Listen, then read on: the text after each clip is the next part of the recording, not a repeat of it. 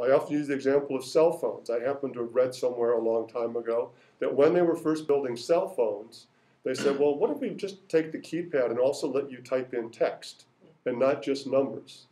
And the designers said, well, yeah, but why would anybody want to do that? I mean, you push a button, you talk to the person. Why in the world would you ever want to type in words, which are going to takes longer, right? I mean, of course, you're just going to use the cell phone to make phone calls.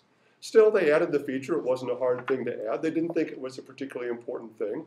I don't need to tell you that that's turned into, for many people, the primary way in which they use their cell phones.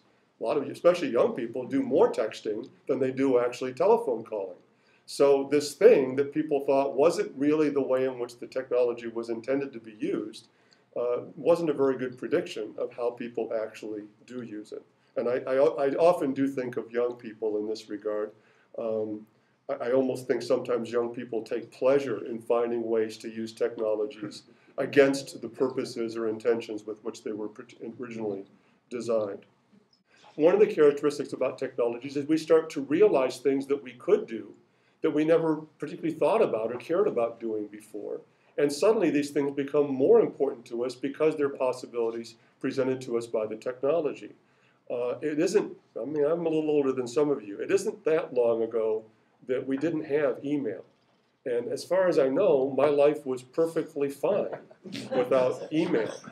If you took my email away from me today, I really don't know what I would do. Honestly, I don't know how I would do my work. I don't know how I'd run the journal. I don't know how I'd maintain friendships with people. Maybe over time I would adapt something else to take that place, but it would probably be a different technology. So suddenly this technology that wasn't even part of our lives on day one, on day X, is now absolutely essential to us because our needs, our expectations, our goals and purposes have been changed.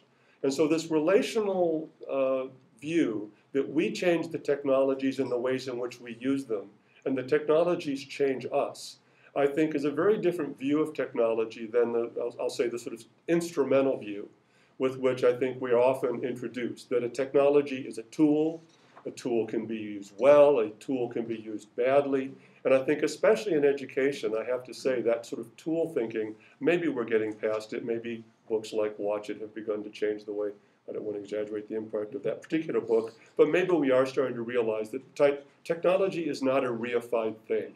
It's a set of relationships and activities and practices that are historical and that change over time in a constant interaction with us. And of course, as I've already said a couple of times, we also were changed by that interaction. The invention of stone tools by early humans actually changed the evolution of the human body. In other words, we developed these things that we could use to smash things or cut things.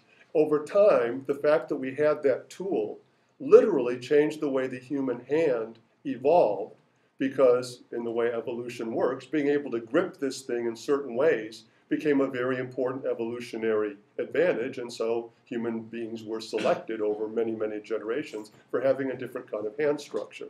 I love this example because it's a perfect case of how a tool literally changed us, and we don't know yet, for those looking down the road, how, for example, the ways in which our brains work are going to change over time, literally change over time, because of the ways in which we incorporate technology into our lives. I won't do the science fiction thing yet about actually literally plugging things into your brain. That may happen in 100 years or so, 50 years or so. But even if they don't, we're already changing because of this relationship. Technologies, generally speaking, are never good or bad in themselves. They have the potential for both. And as I like to think, I'll say this in a second, they have the potential for both. And it's equally true to say we have the potential for good or bad. So our computers are a massive way of invading privacy and increasing surveillance and record keeping that's going to increasingly subject all of us into some great Borg of information controlled by the government and corporations. It's already true. It's already true. Of course it's already true. Right. Well, yeah, that's true. Right? Is the internet also a way of creating deeper and more lasting personal connections with family members, friends, and people you don't even know all around the world? Yes, it's that too. Can you have one without the other? No. That's the problem. That's the way these technologies go. And so the good and the bad are not separable from each other.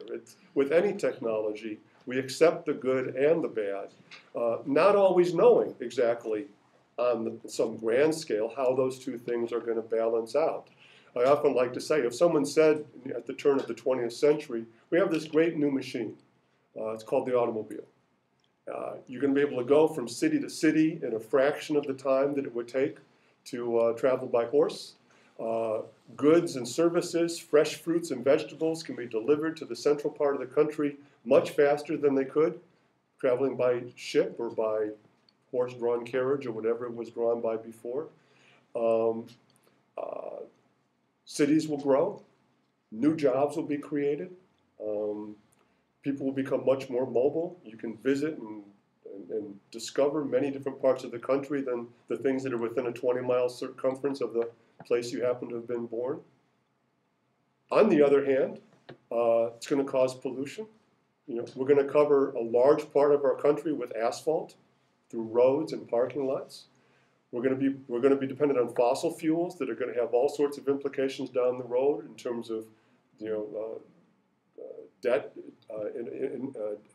deficit spending, paying billions of dollars to Arab countries, many of which use that money to then fund people who fly airplanes into our buildings, etc. And now you say, okay, there's a choice. Do you want this thing or not? Well, I don't know what people would have said if they'd really thought about all those two things on both sides of the scale. Maybe they would have said, no, we don't want it. But the fact is, it doesn't work that way. You only discover those things with hindsight. And the lesson of technology is we develop the technologies, we use them, and we find out what's good and bad about them, often far after it's too late to even imagine the possibility that we could do without them. And I think that's a serious way. I mean, I remember a book by Clifford Stoll written not that long ago saying why computers don't belong in classrooms. It's kind of ridiculous now to think, that somebody could actually say that. Lots of people still think it. Some people still think it. And I'm not saying computers don't do some bad things. That's the point. They bring everything with them, the good and the bad. But as I said, it's equally true to say we bring the good and the bad because it's our uses of these things. It's our government, it's our corporations that do some of the things that we don't like. One of the implications of the view of technology is that as we think about technological change over time, and I use the relational model to mean the sort of individual relationship of the technology and us, but we can also elevate that to a societal level. The technological changes and social and cultural changes evolve and develop at the same time. And it can become a sort of chicken and egg problem and try to unpack, well, which is causing which? I'm not a technological determinist. I don't believe that technologies by themselves cause social and cultural changes. I think, again, it's a much more interactive and dynamic process in which things which are evolving for a variety of social and cultural, political, and economic reasons change the directions of technologies. And the existence of and availability of those technologies reinforces and sometimes accelerates those social, cultural, political, and economic changes. But we need that big picture. We need that interactive picture because I just think it leads to an overly simple analysis to think the existence of the technology itself is doing X, Y, or Z. That's just not the way these things happen. What are some of the things that tie together the elements of democracy that I talked about and the elements of technology that I've talked about? Well, technology clearly has changed and been changed by, I won't do this every time, but you have to draw the arrows in both directions. Patterns of communication, how we communicate and with whom. Think again about the example of text messaging. Craig and I have a colleague who text messages me. He's the only person I text with, AG, and he texts me several times a day, including at least twice already this morning. We also email, and we also talk on the phone.